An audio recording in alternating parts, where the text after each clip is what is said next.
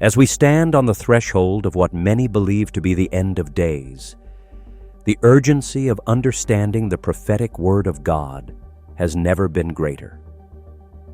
The book of Revelation, with its vivid imagery and profound warnings, is fast approaching fulfillment. The signs of the times are evident: wars and rumors of wars, natural disasters, moral decay, and a global push towards centralized control.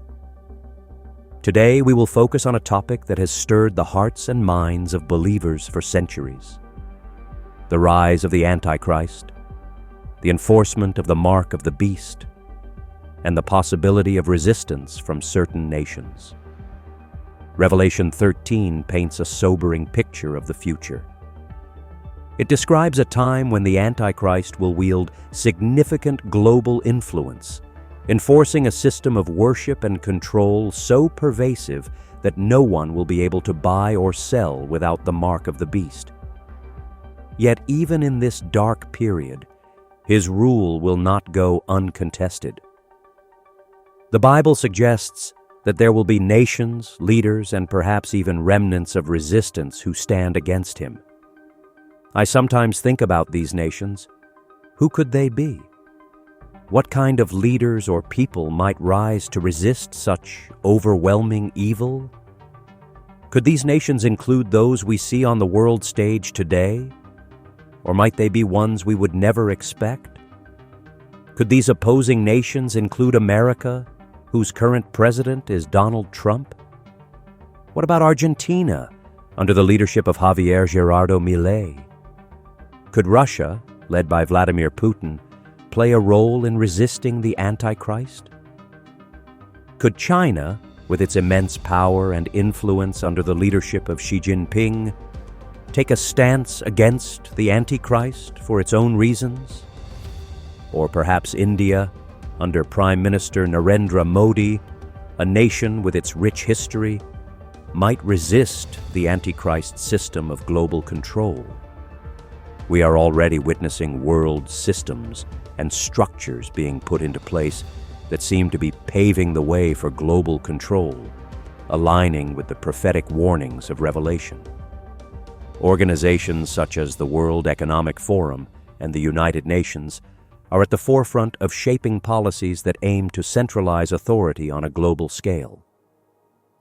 The World Economic Forum has openly advocated for what they call the Great Reset, a plan that envisions a radical transformation of the global economy, governance, and society under a unified framework.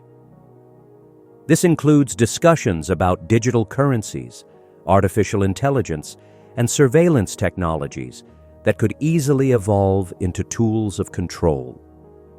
Revelation chapter 13, verses 1-4 introduces us to the beast, a symbolic representation of the Antichrist.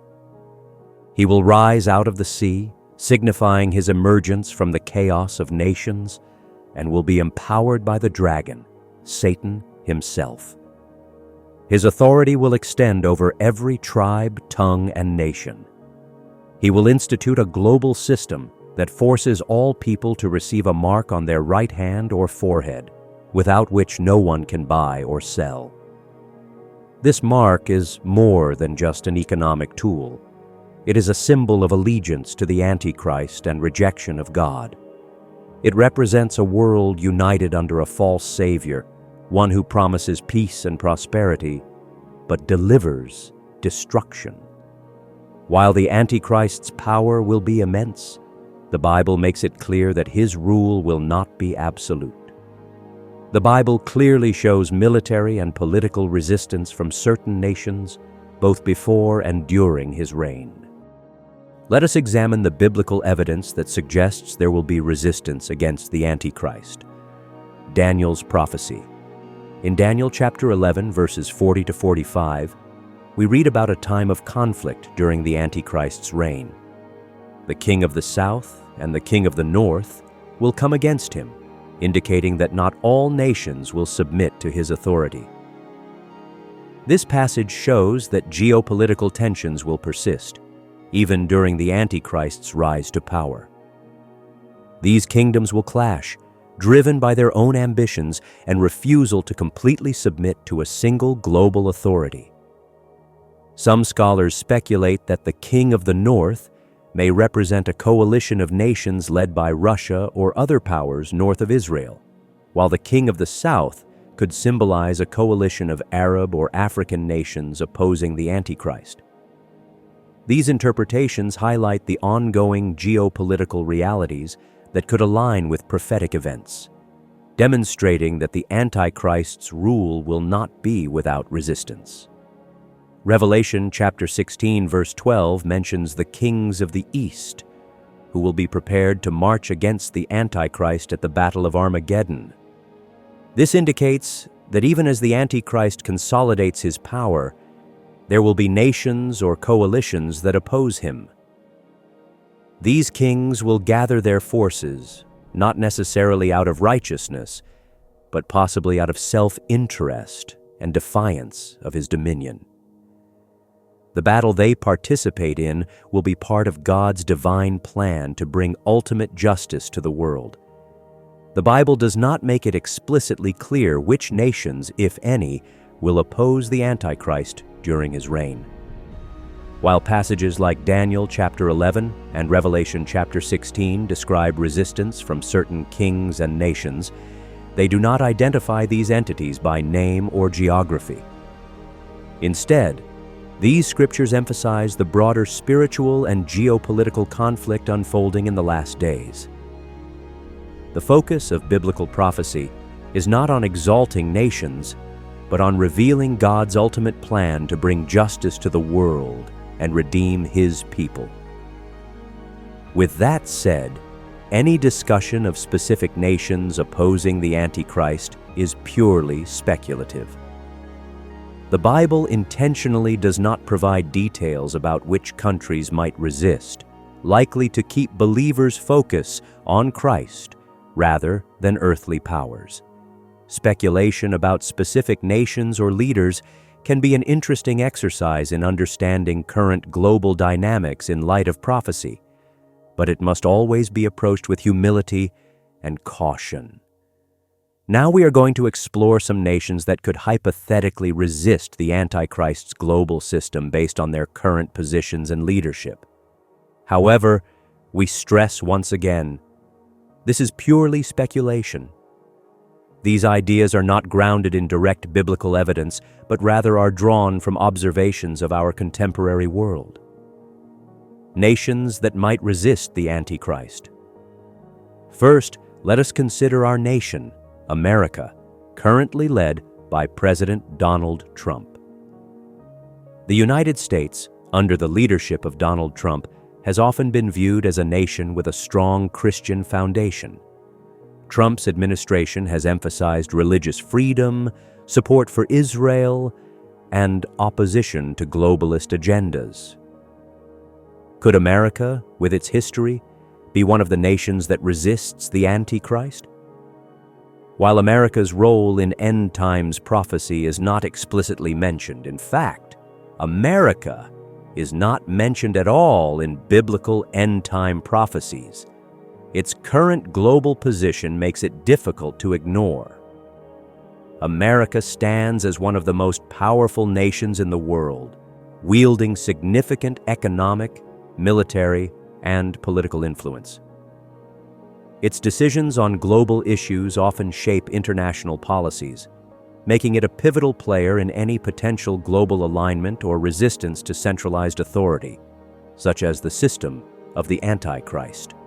Although Scripture does not reference America in end-time events, the nation's influence on the modern global stage cannot be overstated. Its dominance in global economics, military power, and political strategies positions it as a key influencer in shaping the current world order. This prominence makes it plausible to speculate that America could play a role in resisting a global system of control. However, it is crucial to reiterate that such ideas are speculative and not grounded in direct biblical evidence. America's role, if any, in the prophetic timeline remains uncertain. 2. Russia. Russia, under Vladimir Putin, has positioned itself as a nation with a distinct identity and a strong emphasis on sovereignty. Putin has frequently opposed Western globalist agendas and has promoted traditional values, including support for the Orthodox Church. Could Russia, with its history of defiance against Western influence, be one of the nations that resists the Antichrist? Ezekiel 38-39 describes a coalition led by Gog of the land of Magog, which many scholars associate with Russia. This passage suggests that Russia will play a significant role in end-times events. While it is unclear whether Russia will oppose or align with the Antichrist, its current stance on globalism and its focus on national sovereignty could position it as a potential resistor. Additionally, Russia's cultural pride and vast resources may allow it to remain independent of a centralized world order, at least for a time. 3. Israel. Currently, Israel is led by Prime Minister Benjamin Netanyahu, a figure who has played a significant role in shaping the nation's political and geopolitical landscape. End-time prophecy revolves around the nation of Israel, making it the central focus of many of the events described in the Bible.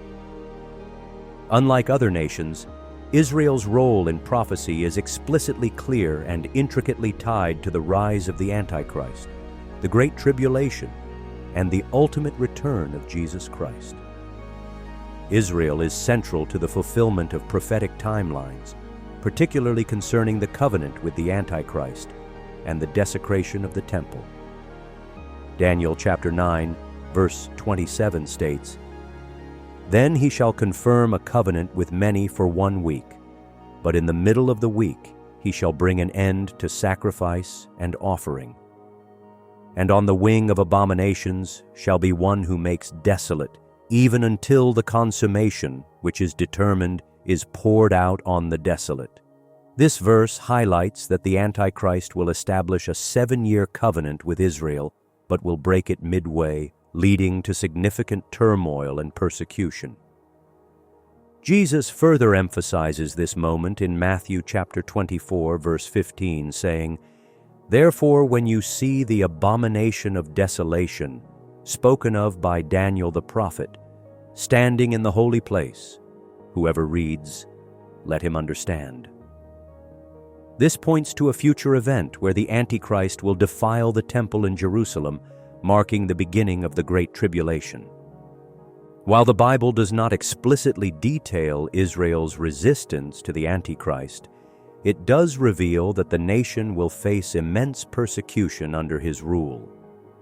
Revelation 12 portrays Israel, symbolized as a woman, being supernaturally protected by God for 1,260 days during this time, demonstrating divine intervention in the face of the Antichrist's aggression. Israel's historical resilience and geopolitical significance also position it as a nation that could potentially resist the Antichrist's global system. Surrounded by adversarial nations yet maintaining its sovereignty, Israel has shown an ability to defy overwhelming odds.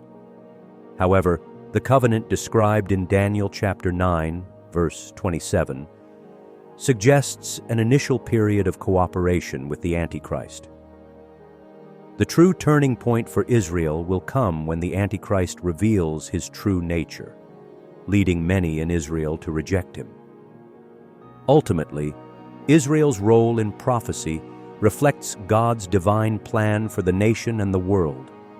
It is a story of divine protection, fulfillment of promises, and ultimate redemption, culminating in the return of the Messiah, who will defeat the Antichrist and establish his eternal kingdom.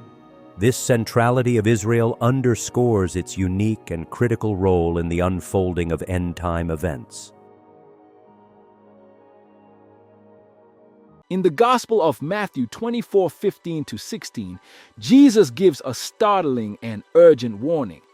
"So, when you see standing in the holy place the abomination that causes desolation, spoken of through the prophet Daniel, let the reader understand. Then let those who are in Judea flee to the mountains. These are not vague or general instructions. They are a precise, geographically specific command from the Lord of all creation. Jesus was speaking directly to a future generation living in the region of Judea, in the land of Israel, who would one day see the prophetic sign that Daniel spoke about come to pass. These are not just ancient words buried in a distant past. They are a prophetic call that echoes forward to a particular people, in a particular place, at a very particular time, specifically to those who will be on the earth during the Great Tribulation. Jesus didn't say to fight. He didn't say to resist. He said, get out. Matthew 24 is one of the most crucial prophetic chapters in the Bible. Often called the Olivet Discourse, it is Jesus' answer to his disciples' questions. When will these things happen? And what will be the sign of your coming and of the end of the age? In his reply, Jesus outlined global upheavals, deception, persecution, and the coming Great Tribulation. His answer wasn't vague. It was precise, filled with warnings and instructions. And one of the clearest was that when the abomination of desolation is seen standing in the holy place, it is time to flee. This phrase, abomination of desolation, originates in the book of Daniel. It refers to a future defilement of the Holy Temple in Jerusalem by a man of lawlessness, the Antichrist. Historically, the term was partially fulfilled by Antiochus Epiphanes, who desecrated the Jewish temple in 167 BC. But Jesus clearly points to a future fulfillment during the last days, one that would mark the beginning of the most severe and dangerous time in human history. It is important to emphasize that Jesus' warning is directed toward a specific group of people, those who are in Judea. Judea is a geographic region in modern-day Israel, and it includes the city of Jerusalem. This is not a generic global call to action. It is a very specific instruction for those who will be living in that location.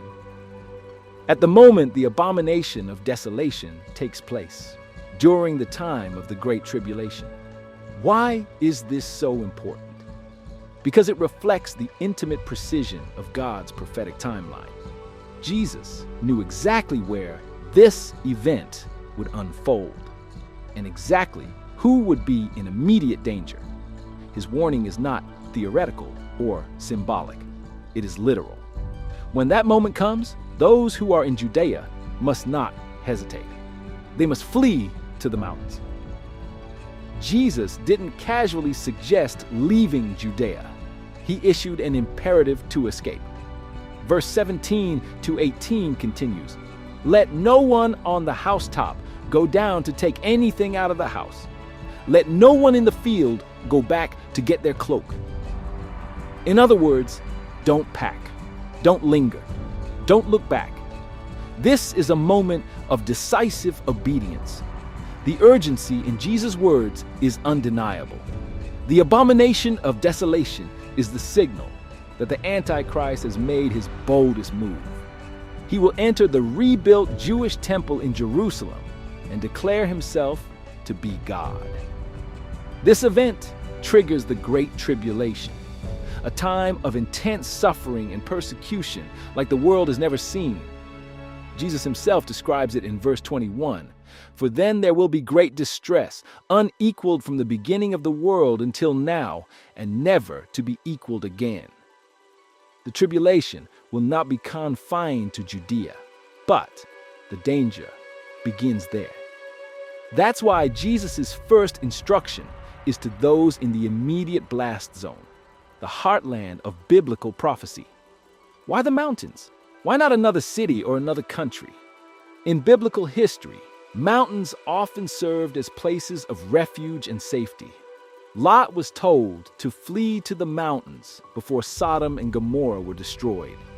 David fled to the mountains to escape the wrath of King Saul. Elijah found shelter and encounter with God in the mountains during a time of national apostasy and danger. The mountains represent a break from man-made structures and institutions. They are places of solitude, distance, and prayer. When Jesus tells those in Judea to flee to the mountains, he is not only calling them to safety, he is calling them away from the spiritual corruption, political domination, and violent wrath that will descend on the city of Jerusalem. God always gives a warning before judgment. He warned Noah about the flood. He warned Lot before fire fell from heaven. He warned Nineveh through Jonah. And here, in Matthew 24, Jesus warns the inhabitants of Judea before the flood of the Antichrist persecution and global control. Jesus is the Good Shepherd, and a good shepherd leads his sheep to safety. He does not leave them in harm's way. When he says, "Get out of here," it is not a harsh rebuke. It is a loving alarm. It is the divine voice of protection and mercy. It is crucial to clarify that this warning is not directed to all Christians across the globe. This is not a general command for every believer to flee their hometown or leave their nation. Jesus is giving specific instruction to those who will be in Judea during a precise moment in future history. Specifically, those alive during the time of the Great Tribulation. That does not mean the rest of the world will not be affected.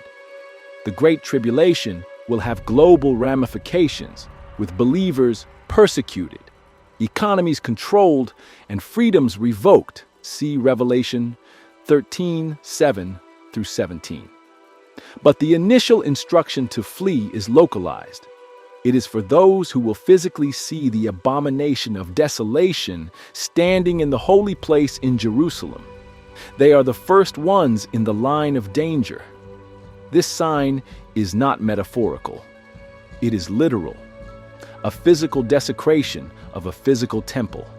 Though the Jewish temple was destroyed in AD 70, many Bible scholars believe it will be rebuilt in the last days, allowing the Antichrist to fulfill this prophecy. Daniel 9:27 speaks of a ruler who will confirm a covenant with many for 1 week, 7 years. In the middle of the week, he will put an end to sacrifice and offering and set up an abomination that causes desolation. This timeline is central to the 7-year tribulation period described in Revelation and Daniel. When that desecration takes place, midway through the 7 years, those living in Judea must not question or delay. The clock will begin ticking, and the horrors described in the book of Revelation will accelerate quickly. Although the initial warning is for those in Judea, this passage speaks to all of us in principle. The God who warns is also the God who saves. When he says, "Move," we must move. Whether it's away from spiritual compromise, false doctrine, or worldly systems, Jesus' followers must be ready to obey. This prophecy also reminds us of the literal nature of many biblical prophecies. These are not symbolic generalities. These are detailed, time-sensitive instructions from the Lord himself. And they reveal a coming season of global deception, judgment, and persecution. To obey Jesus' command to flee, we must not be tethered to this world. Like Lot's wife, many will be tempted to look back. But Jesus says, remember Lot's wife. The lesson is clear. Don't cling to what God is calling you to leave. Spiritual readiness means being alert, listening for the Lord's direction, and being willing to let go of comfort, security, and familiarity for the sake of obedience. It means we must be spiritually nimble, able to move when God says, move. When Jesus said, get out of here, he was not issuing advice. He was giving a life-saving order to a future generation in a future place during a future crisis. It was not a metaphor. It was not an allegory. It was a real warning for real people about a real event that is still to come during the Great Tribulation. While this command is directed specifically to those in Judea, it holds a mirror up to our own faith. Are we ready to obey God when His commands are inconvenient? Are we so attached to our comforts that we would hesitate when the Lord calls us to flee? Or are we like Abraham, ready to go even if we do not know where we are going? Be alert, be ready, be obedient. Because when Jesus says, "Get out of here," He knows what's coming next. Let him who reads understand.